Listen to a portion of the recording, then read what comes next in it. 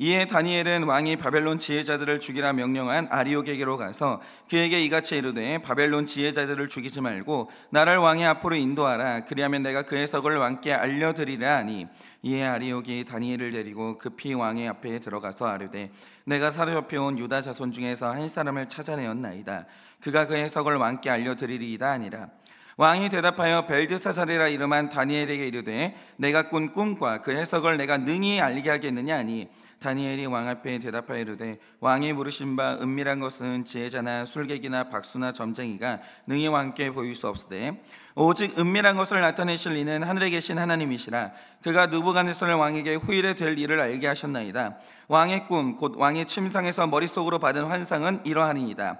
왕이여, 왕이 침상에서 장래일을 생각하실 때 은밀한 것을 나타내시는 이가 장래일을 왕에게 알게 하셨사오며, 다 같이 읽겠습니다. 내게 이 은밀한 것을 나타내심은 내 지혜가 모든 사람보다 낫기 때문이 아니라 오직 그 해석을 왕에게 알려서 왕의 마음으로 생각하는 것을 왕에게 알려주려 하심이니이다. 아멘. 네, 제가 다니엘서처럼 우리가 이제 새로운 본문을 큐티한다. 그러면 이제 가장 첫 시간에 이 본문을 해석할 때 반드시 가져야 되는 이 관점을 제공하기 위해서 이 개론을 이제 하는 시간을 갖거든요. 그래서 이제 우리 교회 성도님들은 우리가 이제 어떤 본문을 큐티하든지 간에 무조건 첫 시간을 거르지 말고 꼭 들으셔야 되는 거예요. 이 개론이 모든 것은 정말 중요하거든요. 그런데 이제 기억하시는지 모르겠지만 제가 이제 다니엘서 개론을 할 때 다니엘서를 읽을 때는 반드시 가져야 되는 세 가지의 관점이 있다라고 말씀을 드렸어요. 그런데 이 첫 번째가 뭐냐면, 왜 하나님은 택자를 고난의 한복판에 세우시는가, 이거였습니다. 이거 중요합니다. 사람이 고난당할 때 내가 왜 이 자리에 서 있어야 되는가, 그거 있잖아요. 우연히 서 있는 자리가 아니거든요. 하나님이 나를 거기에 세우신 거거든요. 그럼 나를 왜 하나님이 여기 세우셨는가? 욥은 이유 없이 고난당했습니까? 까닭이 없이 당한 고난이에요. 그게 팔자예요. 그러니까 이게 세계관이 다른 거예요. 그렇지 않다라는 거죠. 욥이 서 있었던 이 고난의 자리는요, 이유하고 목적이 있는 거예요. 그래서 하나님이 세우셨다라는 거죠. 그러면 하나님은 왜 택자를 고난의 한복판에 세우시는가? 중요한데 그 이유를 뭐라고 했습니까? 그냥 심플하게 성경 읽으면서 보면 되는 거예요. 고난의 한복판에서 우리는 사람과 사건을 해석하는 문이 열리게 되는 거예요. 그게 문을 여는 열쇠라는 거죠. 그런데 불택자는 세상의 어두운 측면을 보게 되는 그 관점이 열리면서 세상을 비관적으로 보게 되거나 내가 왜 죄를 지어도 되는지 그 합리화에 대한 이유를 찾게 되는 거예요. 그게 불택자의 세계라는 거죠. 그런데 이와 반대로 택자에게는 고난의 한복판에서 하나님을 만나는 문이 열리고 말씀을 깨닫는 묵시의 문이 열리는 게, 그게 고난의 자리예요. 제가 이렇게 말씀을 드렸습니다. 그러니까 에스겔도 이사야도 다니엘도 전부 다 공통점이 있는데, 고난의 자리에서 사건과 사람을 해석하는 이 묵시의 문, 계시의 문이 열린 거예요. 이게 다니엘서를 읽을 때 우리가 가져야만 하는 이 첫 번째 관점이고, 오늘 이제 세 번째 관점 중에서 두 번째 관점을 말씀드리려고 해요. 그러면 이 다니엘서를 읽을 때 가져야 되는 두 번째 관점이 뭐냐? 한번 잘 들어보세요. 제가 창세기 첫 시간을 설교할 때 말씀드린 게 뭐냐면, 성경 66권은 조직이에요. 이게 끊어진 게 아니라 선이라는 거죠. 그래서 66권 전체가 단 하나도 끊어지지 않고 전부 연결된 단일한 메시지이기 때문에, 성경은요, 하나가 안 믿어지면 그 하나의 불신 때문에 다른 구절에 대한 믿음이 연쇄적으로 무너지는 게 성경책이에요. 이거 특이하죠. 그런데 반대로 성경책은 하나가 확실하게 믿어진다, 그러면 다른 구절이 연쇄적으로 믿어지는 책이라는 거예요. 그러니까 보세요. 성경책은 주제 자체가 우리의 구원이에요. 사람의 구원, 이게 주제거든요. 그런데 왜 성경책이 우리 구원을 말할 때 첫 시간이 창조냐 이거죠. 이건요, 하나님의 창조가 안 믿어지면 결국 내 구원의 확신이 그러니까 안 믿어지는 이 구조를 가졌기 때문이에요. 왜냐? 여러분, 우리가 신앙생활을 할 때 내 구원에 있어서 제일 중요하게 점검하는 게 뭐냐? 당신은 하나님이 당신을 구원하실 걸 믿냐라는 거예요. 그러면 이제 성도님들이 믿는다라고 하죠. 그러면 다음으로 나와야 되는 질문이 뭐냐? 그런데 왜 하나님이 당신을 구원해야 돼요? 왜 구원해야 돼요? 물어보죠. 그러면 하나님이 나를 사랑하기 때문이래요. 그러면 이거 더 심각해지는 거예요. 왜 하나님이 자기 아들의 목숨을 버릴 만큼 사랑하는데 사랑할 만한 자를 사랑하는 게 아니라 당신 같은 죄인을 왜 사랑하죠? 라고 하면 결국 머뭇거리다가 나중에 나오는 대답이 뭐냐? 그 사랑은 이유를 알 수가 없대요. 근데 이게 얼마나 웃기는 말이냐 이거죠. 이거만큼 웃긴 말이 없는 거예요. 아니 생각을 해보세요. 하나님이 자기 목숨도 버릴 정도로 나를 사랑했대요. 근데 그 사랑에 이유가 없대요. 말이 되냐고요. 사랑에 이유가 없다는 게. 그러니까 이게 덮어놓고 믿는 사랑이고, 이런 신앙은요, 사람이 심각하고 혐오스러운 죄에 넘어지는 날 다 허물어지는 거예요. 생각해 보세요. 내가 실패하고 죄에 넘어졌다, 그럼 나도 나를 사랑하지 못해요. 아니 세상에 자기를 혐오하는 사람이 얼마나 많아요. 나도 내가 사랑이 안 된다니까요. 나도 내가 싫어지는 날이 오는데, 그 상태에서 나도 나를 싫어하는데 하나님이 나를 이제 사랑한다는 걸 믿는다? 그 이유가 없으면요 불가능해요.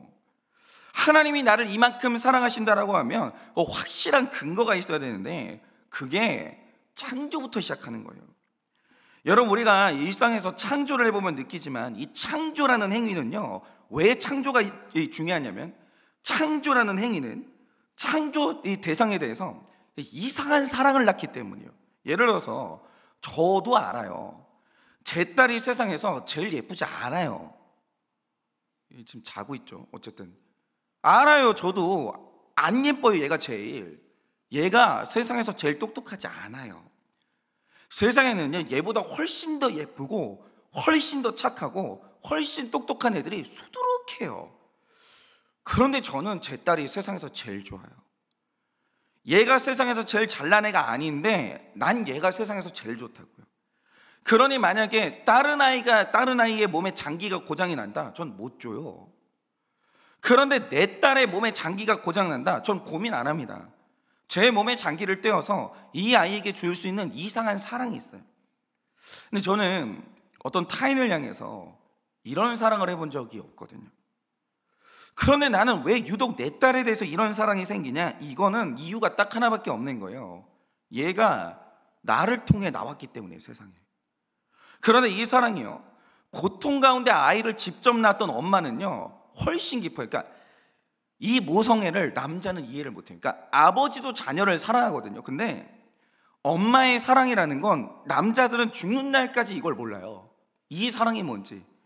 나와 10달 동안 연결되어 있다가 내가 아파가지고 얘가 나를 통해 이 땅에 나왔어요. 이거는, 이 엄마의 모성애는 남자는 죽는 날까지 몰라요. 죽는 날까지. 그러니까 이 창조라는 행위는요, 창조 대상에 대해서 이상한 사랑의 감정을 만들어내는데 이게 비슷한 게 없는 거예요. 독특한 사랑의 감정이라는 거죠. 그러니 성경에서 하나님의 창조를 안 믿고 나를 향한 하나님의 사랑과 구원을 믿을 수 있냐? 그거 불가능해요. 창조부터 믿어야 돼요. 이거 믿어야 나머지가 믿어지는 거죠.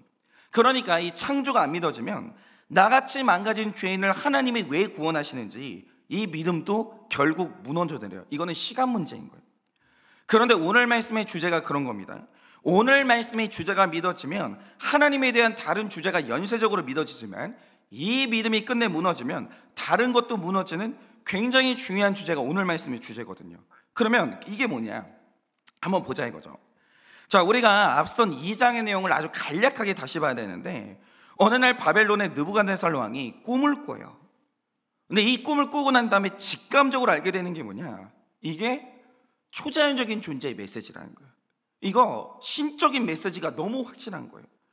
그리고 이게 굉장히 중요한 꿈이라는 걸 그가 알아요. 그런데 소위 이 꿈의 내용이라는 게 너무 불길한 거예요. 너무 불길한 거예요. 그래서 이제 느부갓네살 왕이 이 꿈의 내용을 해석할 사람을 찾게 되는데, 찾는 조건이 이상하죠. 그게 뭐냐? 보통은 꿈을 꾼 사람이 자기 꿈의 내용을 알려주면 그걸 듣고 해석해 주는 게 일반인데, 이 느부갓네살 왕이 요구했던 게 뭡니까? 아니 됐고, 내가 꾼 꿈의 내용부터 맞추라는 거예요. 그리고 난 다음에 해석을 하라는 거죠. 그런데 이게 겉으로 보면 지성도 없이 막무가내로 우기는 것 같잖아요. 그런데 느부갓네살의 입장에서는 이게 이유가 있는 거예요. 왜냐? 아무리 생각을 해봐도 내가 꾼 꿈은 나와 내 왕궁의 그 운명을 말해주는 굉장히 중요한 꿈 같은데, 이거 분명히 신의 메시지거든요. 그러니까 이 당시는 아직 계시가 완성되지 않은 시대이기 때문에 꿈이 계시의 굉장히 중요한 수단이었어요. 근데 내가 너무 선명한 꿈을 꿨다는 거죠. 이거 지금 신이 나한테 뭘 말하고 있는 거예요. 그러니까 이 꿈을 잘못 해석하면 나와 내 나라는 완전히 망하는 거예요. 그러니까는 제대로 된 해석을 안 할 거면 해석을 안 하는 게 나은 거예요. 이게 너무 중요한 내용이기 때문에. 그러면 이제 중요한 건 뭐냐면 나로 하여금 이 꿈을 꾸게 한 그 신은 누구냐는 거예요. 그리고 이 신하고 연결된 사람이 누구냐라는 거예요. 그러니까 지금 느부갓네살이 이렇게 하는 이유가 뭐냐면 궁극적으로 꿈을 해석해 줄 사람을 찾는 게 아니라 도대체 나한테 이 꿈을 던진 그 신이 누구냐, 이걸 찾고 있는 거예요. 이거를.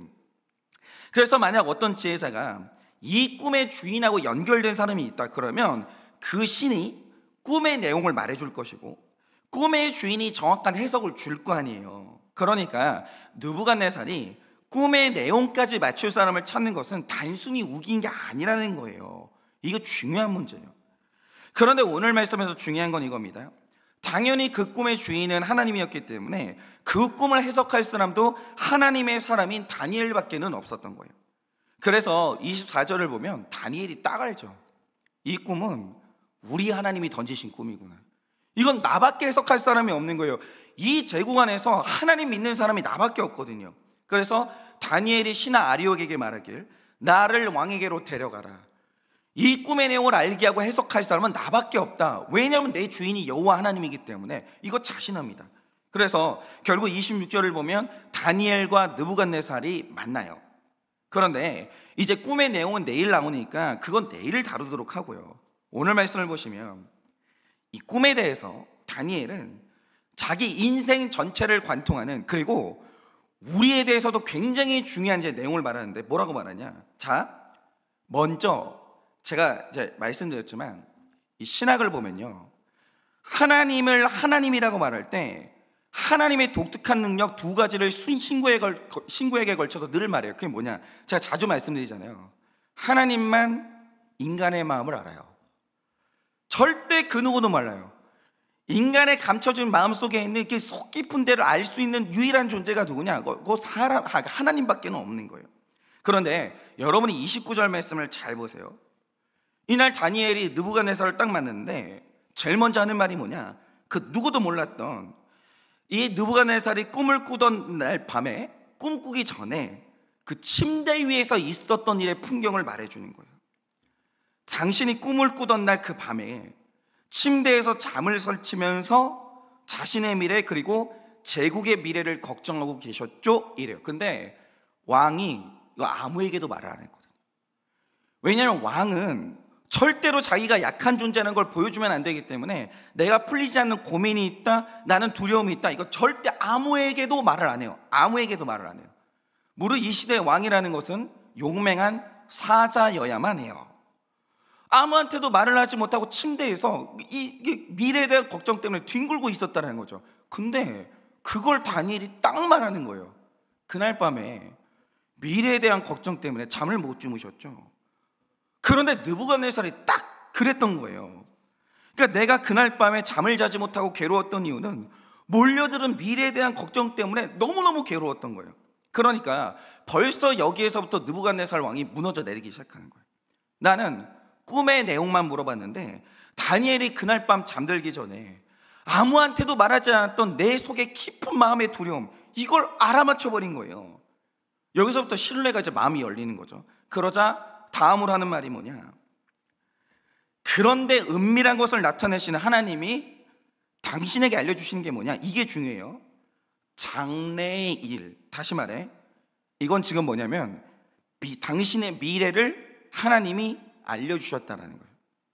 그리고 30절에서는 다니엘이 이것의 중요한 의미를 말해주는데 그게 뭐냐, 왕이시여 미래의 일을 알려주실 분은 오직 하나님밖에는 없습니다. 미래라는 시간의 주인은 여호와 하나님입니다, 이렇게 말해요. 그런데 오늘 다니엘의 말이 굉장히 중요한데 이게 뭘 의미하냐, 잘 들어보세요. 여러분이 성경책을 보시면 굉장히 특징적인 게 뭐냐면 하나님은 현재 일에 대한 교훈을 주시기도 해요. 그게 잠언서 시편 같은 거죠. 오늘 내가 살아가는 삶에 대한 교훈을 주시고 해석을 주시는 거예요. 그런데 성경 안에는 그 당시 사람들로서는 오지 않은 미래 일들을 기록한 예언서가 반드시 기록되어 있어요. 그러니까 여러분이 어떤 판타지 소설이나 이런 걸 보면 어느 종교에나 예언서가 있는데 이 미래를 선점하려고 하는 이 예언을 포기를 못하는 이유가 있어요. 이게 굉장히 중요한 이유가 있다는 거죠. 그러니까 예를 들어서 이런 거예요. 구약 사람들로서는 메시아가 사람의 모양을 입고 이 땅에 오신다는 사실이 미래를 알려주는 예언이었어요. 왜냐하면 그 본 적이 없으니까, 구약시대 사람들은. 그런데 이 예언이 얼마나 정확했냐면 유대인들은 언젠가 메시아가 온다 이 사실은 알았어요. 그런데 그들이 상상했던 메시아는 어떤 모습이냐면 다들 빛나고 강력한 왕의 모습으로 오실 거다, 이렇게 생각을 했다고요. 그런데 어느 날 이사야가 오실 메시아에 대한 예언을 하는데 이사야 53장 3절에서 6절을 보면 메시아의 모습을 기록해요. 이거 예언을 해요. 근데 뭐라고 예언되어 있냐? 이렇게 기록합니다. 한번 들어보세요.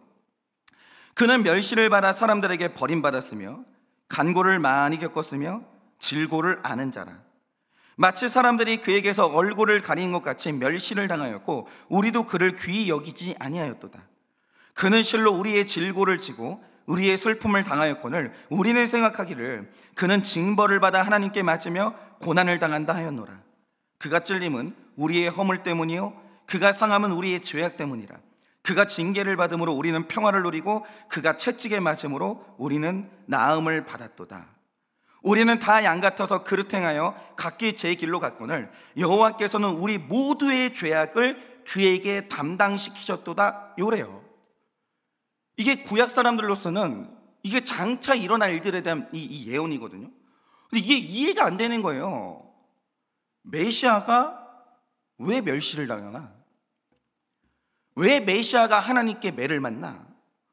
그리고 우리 모두의 죄악을 그에게 담당시키신다? 이 말씀은 뭔가? 그러니까 이게 지금 우리의 신약시대를 살면서 전가의 원리를 알죠. 구약시대는 전가의 원리가 뭔지도 몰랐어요. 그런데 지금 말하는 게 뭐냐면 우리 모두의 죄악을 그에게 담당시키신다? 이 모든 게 다 미스테리인 거예요. 뭔 소리야 도대체. 그러니까 예언을 했던 이사야도 자기가 예언을 했지만 이게 뭔지 몰랐을 거예요. 그런데 이렇게 이사야가 오실 메시아에 대해서 알 수 없는 미래를 예언했는데 이게 예수님이 오시기 전에 700년 전에 예언한 내용이에요. 그런데 이 메시아가 왔어요. 정확히 이랬다는 거죠. 정확히. 그리고 우리는 700년 뒤에 우리 모두의 죄악을 그에게 담당시키신다는 이 말의 뜻이 뭔지를 700년 뒤에 알게 되는 거예요. 근데 이걸 정확히 700년 전에 예언을 정확히 한 거예요. 그러니까 성경이 하나님을 말할 때 가장 강조하는 능력 중에 하나가 뭐냐? 뭐 압도적인 완력 이런 게 아니고요, 오직 그분이 미래를 안다. 그분은 시간에 갇혀 지내지 않고 그가 미래라는 시간의 주인이다. 그분만 미래의 문을 열 수 있다. 요거 말하는 거예요. 그리고 그분이 미래의 주인이기 때문에 성경에 빠질 수가 없는 게 뭐냐? 성경에는 반드시 예언이 기록되어 있어야 되는 거예요. 장래에 일어날 일들에 대한 예언이 빠진다. 그는 하나님이 될 수가 없는 거예요. 성경에서 하나님을 하나님이라고 말할 때 예언은 무조건 있어야 되는 필요 조건이고 필수 조건인 거예요. 그러면 미래의 주인이신 하나님을 100% 믿는 이 예언, 여러분 제가 하나 여쭤볼게요. 여러분은 예언을 믿으세요? 하나님이 미리 일어날 일들에 대해서 말씀을 해주셨거든요. 근데 이게 장차 100% 일어날 일이라는 거 여러분은 믿으세요? 이게 안 믿어지잖아요. 그럼 연쇄적으로 나아갈 수가 없는 하나님에 대한 믿음이 있다는 거죠. 그러면 이 예언의 하나님을 100% 믿는 게 어떤 의미를 갖는지 아십니까? 잘 들어보세요. 만약에 여러분들이 남들보다 많이도 아니에요. 딱 일주일 뒤의 시간만 알고 있다라고 하죠. 그럼 보세요. 제가 수준이 이거밖에 안 돼서 예화를 이거밖에 못 말씀드리는데, 일주일 뒤의 시간을 알 수 있다라고 하면 이 복권이 제일 먼저 생각이 나죠. 이 복권은 매주 토요일 날 발표가 되죠. 뭐 어쨌든. 근데 여러분 생각을 해보세요. 토요일마다 이 당첨 번호가 공개가 되는데, 자, 어떤 사람이 죽도록 복권 번호를 분석하고 공부를 해요. 역대 가장 많이 나온 이 번호가 뭐냐, 이거를 미친 듯이 공부를 하는 거예요, 수학적으로. 혹은 시중에 풀린 복권을 만장 정도 사는 거예요. 어떤 사람이 있는 재산 다 털어가지고 만장을 사는 거예요. 그러면 이 사람이 당첨될 거야, 아니면 미래를 딱 일주일 뒤만 아는 사람이 당첨될 거야? 여러분, 세상에 모든 힘을 다 끌어모아가지고 죽도록 노력해도 결국 당첨되는 건 누구냐? 일주일 후를 먼저 아는 사람이 당첨되는 거예요. 노력은 미리 아는 자를 못 이겨요. 절대 못 이겨요. 그리고 어떤 고대 왕국이 있는데 그 나라에서 왕을 반대하는 사람이 열심히 반란 계획을 세워요. 군사를 모으고 돈을 모으고 작전도 짜고 다 해요. 그런데 그 나라 왕이 가진 능력이 뭐냐? 미래를 아는 거예요. 그러니까 열심히 반란을 준비해요. 근데 왕이 그걸 미리 알아요. 그럼 보세요. 미리 아는 사람 앞에서 반란을 일으키는 게 성공할 것 같으세요? 여러분, 역사를 쭉 보잖아요. 반란은 뭐냐면 정보력이에요. 그러니까 반란을 막는다라고 할 때 미리 알 수 있냐 없냐, 여기에 성패가 달린 거예요. 미리 모른다, 반란은 성공해요. 미리 안다, 반란은 진압되는 거예요. 그러니까 내가 하는 모든 일들을 미리 아는 사람 앞에서 내가 반란을 성공하는 게 가능하냐? 아무리 노력을 해봐도 내 계획을 미리 아는 사람 앞에서는 아무 소용이 없어요, 모든 노력들이. 그러니까 이 세상에서 그 누구도 절대로 이길 수 없는 존재, 절대로 앞서갈 수 없는 존재가 누구냐? 미래를 아는 존재예요. 미래를 아는 존재는 안 져요. 질 수가 없어요. 무조건 이기는 거예요. 그러니까 다니엘이 느부갓네살에게 공개하는 바, 하나님이 어떤 하나님이냐? 그는 전능하다? 어떻게 전능한데요? 그는 이기는 하나님이다? 왜 이기는데요? 왜 이겨요? 힘이 세면 이겨요? 그게 아니라는 거예요. 오늘 다니엘이 딱 말하는 게 뭐냐면 그가 미래의 주인이라는 거예요. 근데 이게 굉장히 많은 걸 말해주는데, 그러면 하나님이 미래의 주인이다, 그가 미리 알고 있다, 이것의 첫째 의미가 뭐냐? 여러분이 2장의 내용을 보시면 느부갓네살 왕이 꿈을 꾸고 해석해 줄 사람을 찾는데, 흥미로운 건 2장 2절을 보면요, 그 나라에 박수와 술객과 점쟁이와 갈대와 술사가 있는 거예요. 이게 무슨 뜻이냐면 당시 바벨론뿐만이 아니라 세상 모든 나라가 신이 하나라는 걸 믿지 않았어요. 아무도 그걸 믿지 않았어요. 다 다신교를 믿었어요. 그래서 이 느부갓네살도 여러 신을 섬기는 그 무당들을 다 자기 옆에 두고 있었거든요. 많이 두면 둘수록, 신을 많이 두면 둘수록 도움이 된다라고 믿었던 거예요. 그런데 이걸 표현하는 게 뭐냐? 느부갓네살이 자기 옆에 박수와 술객과 점쟁이와 갈대와 술사를 두고 있었다, 이거예요. 다들요, 모든 존재는 신이 많기를 원해요. 다 우상은 여러 가지인 거예요. 우상은 언제나 복수예요. 단수가 없는 거예요. 이게 다양한 신을 섬기고 있는 많은 제사장들을 의미하거든요. 그런데 오늘 말씀에서 딱 드러나는 굉장히 중요한 사실이 뭐냐? 느부갓네살이 꾼 꿈은 미래에 관한 꿈인데 이 미래를 아는 술사가 없는 거예요. 이게 미래에 관한 일들인 거예요. 그러니까 이 미래를 좀 알려달라, 그럼 이 꿈의 내용을 말해야 되는데 이걸 말하는 사람이 아무도 없는 거예요. 뭐냐면 미래를 모르기 때문에 꿈의 내용을 알 수가 없는 거죠. 이게 미래의 일이니까. 그런데 이 미래를 딱 아는 딱 하나의 신이 뭐냐? 그 여호와 하나님밖에는 없는 거예요. 그럼 이 말 뜻이 뭐냐? 이 세상은 인간의 한계를 뛰어넘는 여러 악한 영들이 실제로 존재를 해요. 그걸 귀신이라고도 하고 사탄이라고 하고도 그렇죠. 악한 영은 실제로 존재해요. 이것들이 다 할 수는 있어요. 그런데 이것들이 미래를 몰라요. 하나님은 미래를 아는데 악한 영들은 미래를 몰라요. 이 말 뜻이 뭐냐? 악한 영들이 열심히 살죠. 발버둥도 치죠. 열심히 노력해요. 근데 미리 아는 하나님을 이길 방법은 없는 거예요. 어떤 영도 열심히 할 수는 있어요. 미래를 몰라요. 그들은 발버둥을 쳐봤자 미리 알고 있는, 세 발자국 네 발자국 앞서 가시는 하나님을 이길 방법이 없는 거예요. 결국 어떤 것도 하나님을 이길 수 없고 결국 하나님 뜻대로 돼요. 하나님 뜻대로 돼요. 그거는 아무도 못 막아요. 미래는 그런 힘을 가지고 있는 거예요. 그러니까 미래를 아시는 하나님을 믿으면 오직 유일하신 하나님을 믿게 되는 거예요. 하나님만 미래의 주인이다. 이 말 뜻이 뭐냐면 하나님은 하나밖에 없다, 그 뜻인 거예요. 하나님은 하나밖에 없는 거예요. 그런데 다른 것들이 다 미래를 알고 있어요. 그러면 하나님은 하나일 수가 없는 거예요. 미래를 알고 있는 모든 것들이 다 하나님하고 경쟁하는 신들인 거예요. 그런데 오늘 말씀이 말하는 게 뭡니까? 하나님이 미래를 딱 던졌어요. 그럼 미래를 아는 귀신이 없는 거예요. 아무도 없는 거예요. 이 말 뜻이 뭐냐? 하나님이 이 우주에 하나밖에 없다. 딱 하나밖에 없는 거예요. 귀신은 우글거리죠. 수가 몇 개인지도 몰라요. 귀신은 엄청 많아요. 중요한 건 뭐냐? 하나님은 하나인 거예요. 그러니까 이분의 예언하심을 믿지 않으면 자연스럽게 그 삶에 우상이 많아지는 거예요. 예언을 못 믿는 자는 반드시 우상을 믿게 되어 있어요. 그리고 또 하나, 신약 성경의 예수님을 보면 그분 역시 하나님이기 때문에 그분이 사람의 숨겨진 마음을 알고 있고 그분이 미래를 알아요. 예수님을 보면 장차 될 일을 알아요. 근데 이게 얼마나 기가 막힌 의미를 가지냐. 자, 예수님이 군사들에게 끌려갈 때 모르고 있다가 기습을 당해서 끌려가요. 그러면 예수님의 죽음은 섭리가 아니라 돌발 상황이에요. 이거는 교통사고가 되는 거예요. 그러니까 이 세상에 하나님도 어떻게 하지 못하는 팔자가 생기게 되는 거예요. 그가 미래를 모른다면. 하나님이 미래를 모른다면 팔자가 있어요. 하나님이 통제하지 못하는 게 있는 거예요. 그런데 잘 들으세요. 복음서를 보면 예수님이 잡혀가시던 그날 밤 예수님이 그걸 미리 알았어요.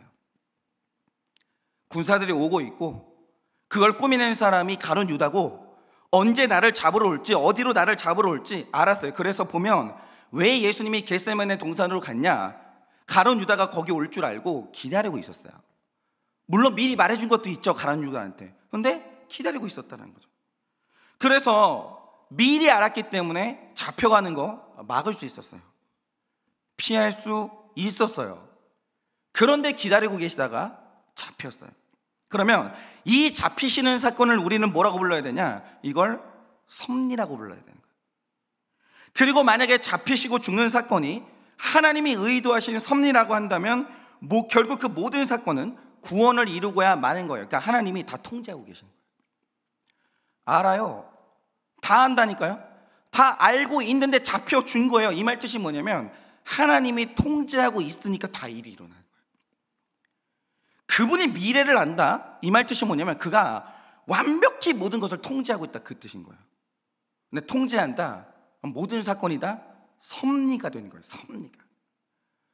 그런데 다니엘에게 이게 중요했던 거예요. 자, 다시 말씀드릴게요. 이 세상에서 가장 열심히 싸우는 왕이 있다라고 하죠. 그런데 열심히 싸우는 왕은요, 미리 아는 왕을 이길 수가 없어요. 그런데 하나님은 바벨론이 일어날 걸 몰랐냐? 아셨어요. 그리고 바벨론이 남유다를 무너뜨린다는 걸 모르셨냐? 아셨어요. 그거 이사야가 미리 다 말했어요. 예레미야가 미리 다 말했어요. 미리 말했어요. 그리고 이 바벨론이 남유다를 무너뜨린다는 건 미리 알고 있었어요. 아셨습니다. 그런데 십자가의 예수님처럼 미리 알았는데 그대로 두셨어요.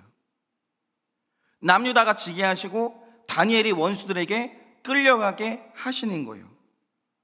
그리고 예언하신 하나님이 일으키신 이 패배, 이 끌려감이 뭐냐? 이거는 팔자가 아니라 섭리였던 거예요. 이거 하나님이 다 통제하고 있어요. 이거 완전히 무질서 같죠? 통제가 안 돼서 일어난 일 같죠? 천만의 말씀이에요. 하나님이 다 알았어요. 근데 그거를 이유가 있어서 허용하신 거예요. 이 말 뜻이 뭐냐면 지금 어떤 사건도 어떤 상황도 하나님이 다 통제하고 있어요. 돌발적으로 일어나는 상황 아무것도 없어요. 하나님이 어쩔 수가 없어 그냥 바라만 보고 있는 상황 있죠. 하나님은 관망 안 해요. 하나님은 구경 안 해요. 하나님은 다 통제하고 있어요. 다 통제하고 있어요. 그리고 이 섭리의 끝에서는 반드시 하나님이 자기 뜻을 이루는 거예요. 그렇게 되는 거죠. 그러니까 이게 얼마나 중요한지를 보세요. 그리스도인들 중에서 예언을 안 믿는 사람들이 있어요. 그러니까 다들 있잖아요. 모든 경전에는 예언의 말씀이 있대요. 이 말 뜻이 뭐냐면 다 자기가 하나님이라고 말하고 싶은 거예요. 천만의 말씀. 오늘 말씀이 딱 말하는 게 뭐냐? 실상을 깠다 이거죠. 자, 지금 내가 미래의 일을 봤는데 이 미래의 일에 대한 꿈이 뭔지 내용을 맞춰봐. 어떤 신도 못 맞추는 거예요. 미래는 주인은 하나님밖에 없기 때문에 하나님만 맞춰요. 그러니까 이런 거죠. 자, 여러분 예언 믿으세요? 장차 예수님이 다시 오신대요. 성경에 예언돼 있어요. 자, 세상의 모든 악은 반드시 처벌받아요. 여러분 악하게 살고도 마음 편한 사람들 있죠. 이유가 뭐냐? 요 예언을 안 믿는 거예요. 그런데 세상에 어떤 악한 사람이 승승장구를 해도 하나도 그게 안 부러운 사람이 있어요. 그게 왜? 이유가 뭐냐면 예언을 믿기 때문에. 근데 성경이 정확히 기록된 게 뭐냐? 오늘 악이 막 판을 치잖아요. 그거 하나님의 통제를 상실해서 그런 게 아니에요. 하나님이 다 통제하고 있어요. 하나님이 알아요. 그리고 마지막에 일어난 일이 뭐냐? 그 악은 단 하나도 누락되지 않고 다 처벌받아요. 여러분 장차 부활이 있습니다. 죽은 사람이 다시 생명으로 일어나는 그 부활이 있어요. 죽음은 하나님이 통제를 상실해서 일어나는 애통한 사건이 아니에요. 이유가 있어서 하나님이 죽음을 허용하시는 거예요. 장차 부활이 있어요. 심판은 있어요. 근데 이거를 안 믿는 사람이 있어요. 하나님이 예언하셨는데 이걸 안 믿는 사람이 있어요. 이런 식으로 예언의 말씀을 못 믿는 사람들이 있는데, 그런데 미래의 주인이신 하나님, 이 예언의 말씀을 안 믿고도, 하나님을 안 믿고도 하나님의 승리, 하나님의 유일하심, 모든 걸 통제하시는 하나님의 섭리를 믿는 게 가능하냐? 그거 불가능해요. 그거는 불가능해요. 이게 이 예언이 안 믿어지는 사람은요, 느부갓네살 왕처럼 불안한 일이 있을 때마다 교회에서 예배 드린 다음에 밖을 나가서 박수, 술개, 점쟁이를 찾아가는 인생이 되는 거예요. 여러분 미래를 아는 분은 하나님밖에 없어요. 그러니까 점치는 헛수고를 하지 마세요. 그거 다 거짓말이에요. 오늘 말씀에서 느부갓네살이 딱 보여주잖아요. 미래에 대한 꿈을 봤어요. 그럼 네가 미래를 알고 있으면 내 꿈을 맞춰봐. 아무도 못 맞추는 거예요. 왜냐? 그건 장래일이었거든요. 장래일은 귀신은 몰라요. 근데 이 유일하신 하나님이 안 믿어지잖아요. 그럼 여러분은 반드시 점쟁이 찾아가게 돼 있는 거예요. 뭐 미래를 예언하는 학자 뭐 이런 사람들 또 찾아가는 거예요. 말씀 안 믿고. 그러면서 맨날 거짓말에 속는 사람이 되는 거예요. 뭐 주가가 어떻게 될 거다, 뭐 10년 후에 대한민국이 어떻게 될 거다, 천만의 말씀이에요. 그걸 누가 알아요? 누가 아냐고요. 그리고 미래의 주인 되신 하나님과 그분의 예언을 믿지 못하는 사람은 삶에서 패배하는 일이 생기고 안 되는 일이 생길 때마다 또 팔자로 돌아가요. 이놈의 팔자, 하나님이 계시기는 한가? 아유 뭐 이게 팔자가 그냥 사나우니까, 그러면서 또 있잖아요, 자기 팔자 고쳐줄 사람 찾아가는 거예요. 그 왜 그러냐? 예언을 못 믿어서 그래요. 미래의 주인 되신 하나님을 못 믿어서 그런 거예요. 그럼 또 팔자로 돌아가요. 또. 그리고 잠시 또 힘을 가진 느부갓네살의 종 밑으로 들어가는 거예요. 여러분 여러분이 앞으로 다니엘서를 보시면 그는 다 무너진 자리에서 계속 꿈을 꿔요. 완전히 무너져도 내렸거든요. 왕궁도 무너지고 나는 환관이 되고 다 무너져요. 다니엘이 계속 꿈꿔요. 그리고 그는 느부갓네살 왕의 통치를 받으면서도 하나님이 내 주인 되신 이 사실을 지켜요. 목숨을 잃어버릴지라도. 일단 하나님이 이 때를 허락하셨으니까 느부갓네살 왕에게 고개를 숙여요. 열심히 삽니다. 그런데 중요한 건 뭐냐?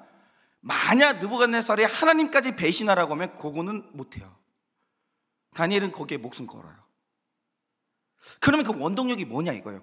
왜 안 흔들리냐 이거예요. 왜 안 흔들려요 도대체? 이렇게까지 됐는데 왜 꿈을 꿔요? 왜 포기를 안 해요? 왜 안 흔들리냐고요? 이유가 뭐냐면 다니엘은 미래의 주인 되신 하나님과 그분의 예언을 100% 믿었기 때문이에요.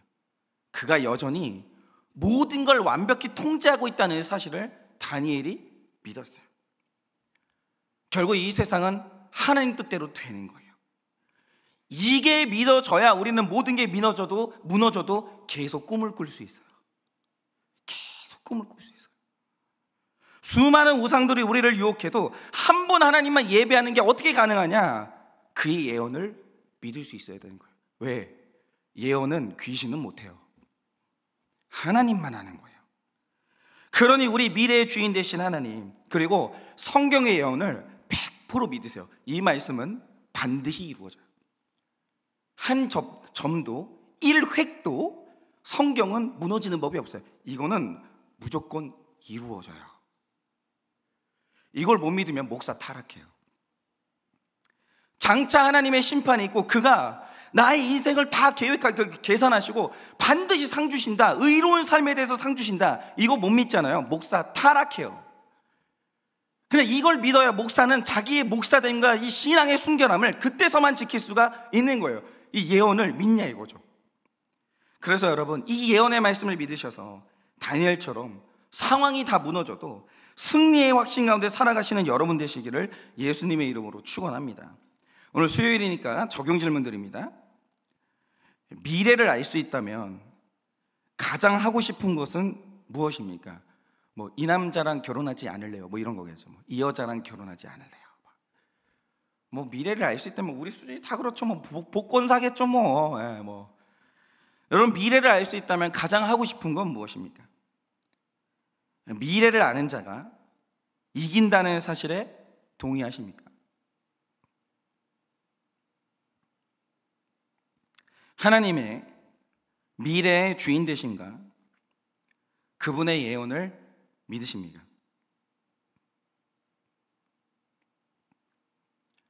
한 분 하나님만 믿으십니까? 모든 사건이 하나님의 섭리고 하나님의 뜻대로 된다는 것을 믿으십니까?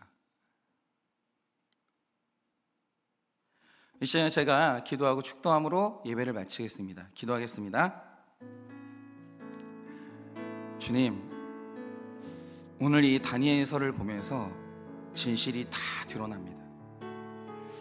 하나님께서 미래에 관한 꿈을 던져주시고 이 미래를 맞춰봐라 라고 하시니 그 어떤 귀신도 미래를 맞추지 못합니다.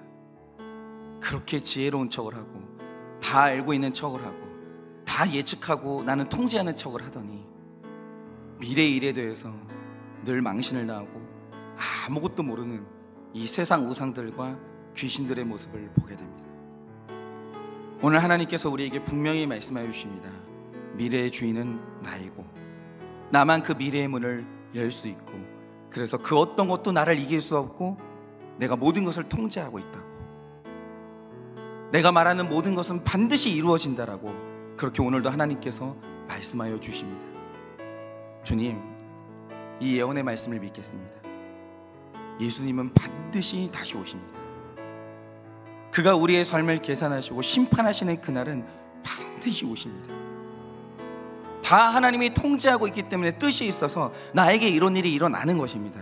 그러니 주님, 모든 것이 무너진 자리에서도 욥처럼 끝까지 꿈을 꾸게 하시고, 그리고 나의 삶에 어떤 일이 일어난다 할지라도 정말 하나님이 모든 것을 통제하시고 하나님이 모든 것을 이루신다는 그 예언을 믿어서 나는 오늘도 주를 향한 나의 신앙을 배신하지 아니하고 끝까지 주를 향하여서 이 믿음을 지킬 수 있도록 은혜를 허락하여 주시옵소서.